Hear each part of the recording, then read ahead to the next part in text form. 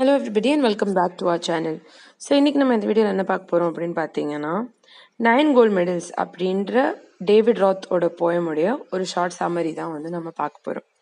So இந்த poem பார்த்தோம் அப்படின்னா வந்து இதை எழுதினவர் வந்து டேவிட் ராத். அவர் வந்து ஒரு அமெரிக்கன்.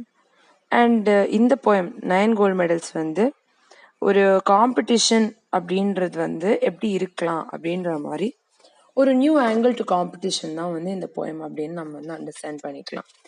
ஸோ 9 கோல்டு மெடல்ஸ் அப்படின்ற இந்த போயம் வந்து ஒரு ஸ்பெஷல் ஒலிம்பிக்ஸ் டைமில் வந்து நடந்த ஒரு ஈவெண்ட்டை பார்த்து இன்ஸ்பயர் ஆகி டேவிட் ராத் எழுதின ஒரு போயம் தான். ஸோ இந்த போயம் ஸ்டார்டிங்கில் வந்து அவர் சொல்கிறாரு, அத்லீட்ஸ், அதாவது இந்த ஓடுறவங்க இருப்பாங்க இல்லையா, ரன்னிங். ஸோ இந்த ரன் பண்ணுற இந்த அத்லீட்ஸ் வந்து எல்லா கண்ட்ரீஸ்ல இருந்துமே வந்து வந்திருந்தாங்க.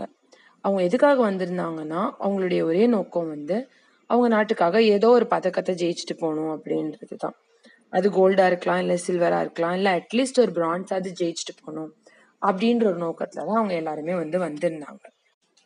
இந்த அத்லீட்ஸ் எல்லாருமே வந்து சாதாரணமா வந்து இந்த காம்படிஷனுக்கு வரல. எல்லாருமே வந்து ரொம்ப வாரங்கள் மாசங்கள்லாம் வந்து நல்ல ட்ரைனிங் எடுத்து தான் வந்து வந்திருந்தாங்க. ஸோ காம்படிஷன் ஸ்டார்ட் ஆகும்போது ஆடியன்ஸ்லாம் வந்து சுற்றி உட்காந்துருக்காங்க.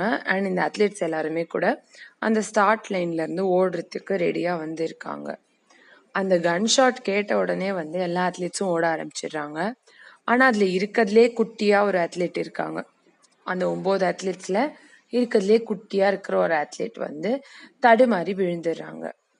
ஆக்சுவலி இது வந்து ஃபைனல் ரேஸ் அப்படின்றதும் வந்து நமக்கு இந்த போய்ட் வந்து சொல்கிறாரு.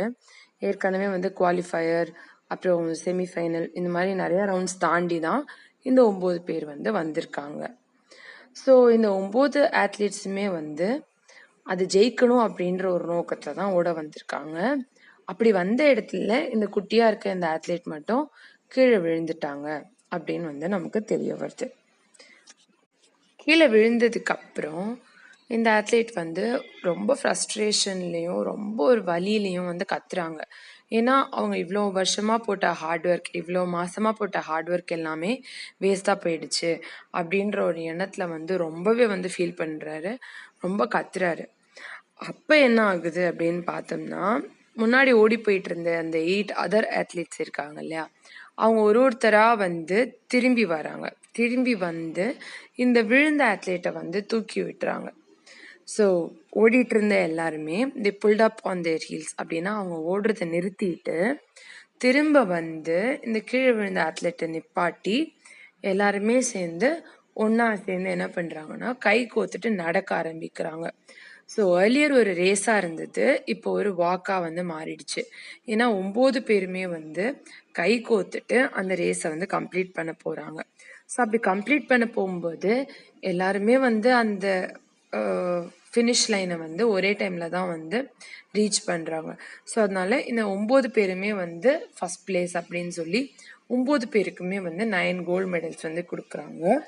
அண்ட் இதை பார்த்த ஆடியன்ஸ் வந்து ஒரு ஸ்டாண்டிங் ஒவேஷன், அதாவது நின்றுட்டு அவங்களுடைய ஒரு ரெஸ்பெக்டை வந்து இந்த 9 அத்லீட்ஸ்க்கு வந்து காட்டுறாங்க.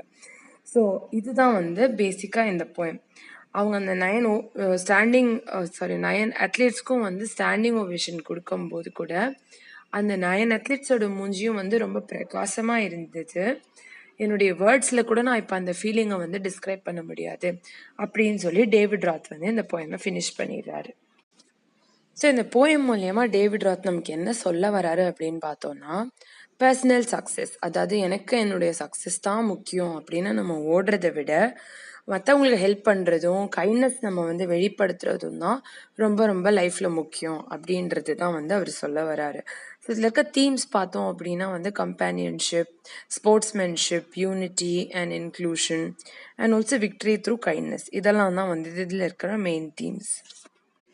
ஸோ ரொம்ப காம்படிட்டிவாக இருக்கிற இந்த உலகத்தில் உண்மையிலே நம்ம வின்னர்ஸ் அப்படின்றது எதை காட்டும் அப்படின்னா, நம்ம மற்றவங்க கிட்ட கைண்டாக இருக்கிறது, மற்றவங்களுக்கு ஹெல்ப் பண்ணுறது மூலியமாக தான் நம்ம வந்து ரியல் வின்னர்ஸாக லைஃப்பில் இருக்க முடியும் அப்படின்றது தான் இந்த போயம்.